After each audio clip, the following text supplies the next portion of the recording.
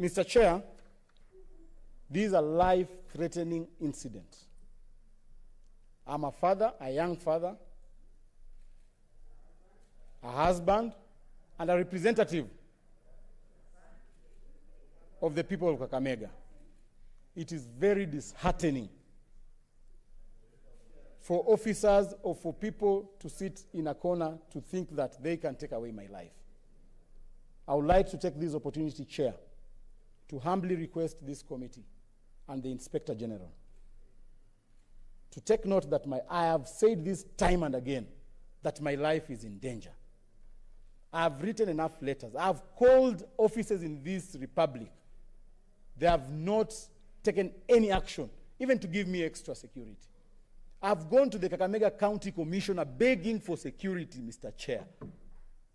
Nobody is willing to give me security, Mr. Chair. It is sad for me to walk around the streets of Kakamega and Kenya knowing that I'm going to die the following day, Mr. Chair. And the most painful thing, Mr. Chair, I see respectable leaders of this republic saying that I forged my arrest, Mr. Chair. After all this, somebody says that I planned with the police to forge, that I stage managed my arrest, surely. That I even sent the police a PIN number. Mr. Chair, I carry a heavy heart with me.